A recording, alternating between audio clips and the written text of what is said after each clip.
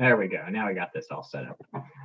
So part D of this one is asking us to show or to decide whether this chart shows that the second derivative is always positive or that this is always concave up. And so we, like I was saying a second ago before I remembered to share my screen and record, that if something's concave up, that means that the slopes are increasing. And so all you need to do is do your best to find the slope between 0 and 1, 1 to 5, 5 to 6, and 6 to 8, and make sure that they increase as you go from one to the next. And so you start with the 93 minus 100 over 1 minus 0, which would give you -7. And then you do the next one, you do 70 minus 93 over 5 minus 1. So what is that? Negative 23 over 4. That's greater than -7, right? So that one increased. And then you do the next one, you do 62 minus 70 over 6 minus 5, which would give you -8. And you would see that we went from -7 to -23/4, which was increasing, but then we decreased back down to -8. So we could say that no, the data in the table is not consistent with the assumption or the assertion that T is concave up. Does that make sense? Yes. Okay. Thank you. Yep. Yeah. So you just got to show that in some way or another. There's probably other. I mean, like let's see. If you did the interval from 6 to 8, it just depends on which T you chose. So you have to go through enough to show that it's not increasing or not always increasing. Cool. Any other questions on any of the problems besides the one that I said we'd go over, which I don't even remember which one that is?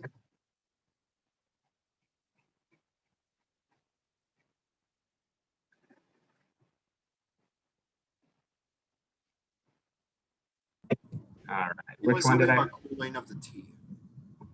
Oh, the T problem. Yeah. Let's see here. Oh, there we go. This one, yeah.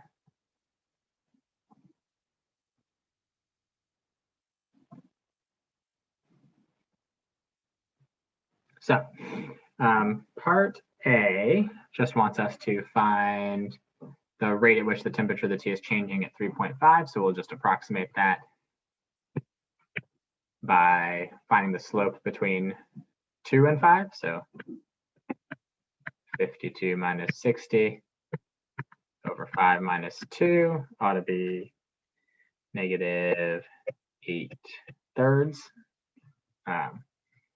It doesn't specifically say units, but just in case, it should be degrees Celsius per minute, I think it is. Yeah. So that's part A. Everybody good with part A?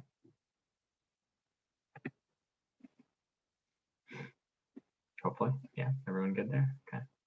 Part B, we want the meaning of the 1/10 of the integral from 0 to 10 of h of t. So, well, first off, what does that mean? This is the mean value theorem for integrals. So this is the average value. So this is the average temperature from t equals 0 to t equals 10. Right? Might say in degrees Celsius. Oh yeah, it does say that, and it says using correct units, so in degrees Celsius. And then it says use a trapezoidal sum with 4 subintervals to estimate that value. So if we're going to use the trapezoidal sum, it's still part B down here. First thing we want to check is, do we have equal subintervals? And the answer is no. 0 to 2, 2 to 5 are already unequal. One's 2, one's 3, one's 4, one's 1, right? So since we don't have equal subintervals, we just need to find the area of each trapezoid separately. So take base 1 plus base 2, divide by 2, multiply by the length of the interval, then base 2 plus base 3 divided by 2 times the length of the interval, and 52 and 44 over 2 times 4 and 44 and 43 over 2 times 1. And I don't know, no clue what that adds up to be. Anybody know what that came out to be? I mean, you had a calculator, so.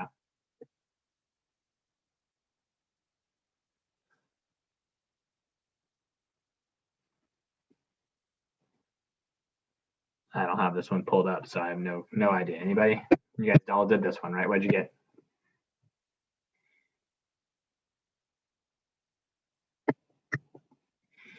$529.5 seems way off.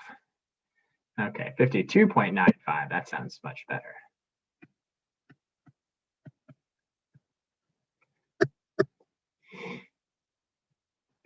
Oh, right. Okay. Yeah. This was, yeah, I was thinking, because we're looking for the average value there. So we're doing the division by 10 there. Yeah. Perfect. Cool. Everybody good there with part B?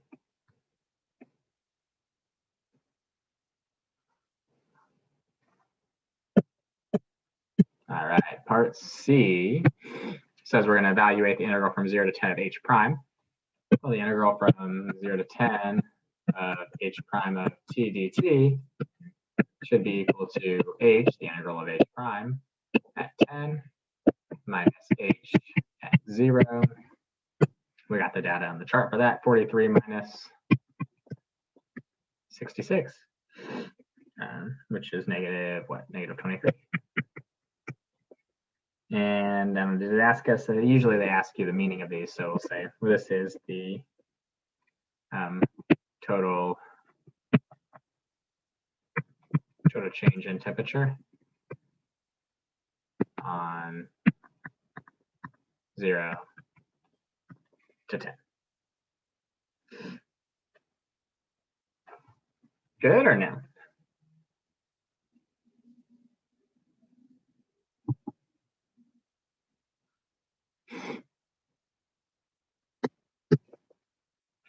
Cool. All right, and then part D, what is this even asking? Biscuits. Huh. Tea and biscuits. You guys sell biscuits at Rare Tea, Darius? Nope. No. Lame. All right. So we got biscuits that have a temperature of 100 degrees. We're taking them out of the oven. Their temperature is modeled by this. And we want to know how much cooler are the biscuits than the tea at t equals 10. So we need to figure out the temperature of the biscuits. This is the temperature of the biscuits. That's the temperature of the biscuits time t is modified. Okay, so this is b prime. So this is our rate of change of the temperature. So we need to integrate that from 0 to 10 to figure out how much the temperature changes between 0 to 10, and then we need to include our initial condition. So we should do 100 plus an integral from 0 to 10 of b prime of t dt, and whatever that comes out to be, we'll just compare it to our value of 43 degrees. And so this is the biscuits, and then the T is 43 degrees Celsius. And I don't know, I don't know what you got for the biscuits temperature, but what'd you get for the biscuits temperature?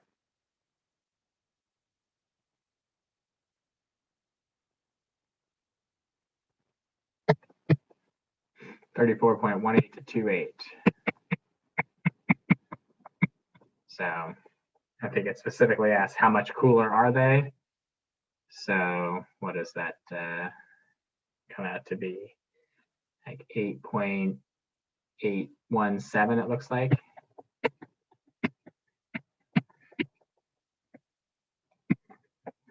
The biscuits are 8.817 degrees cooler than the tea is. Any questions there on that one?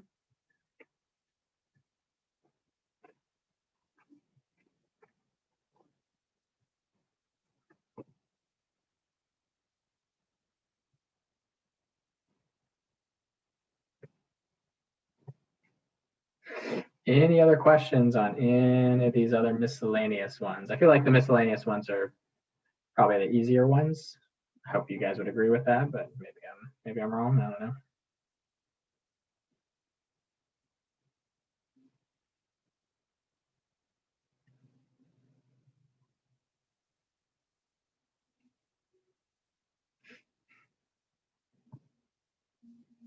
Everyone's good and nobody has any other questions.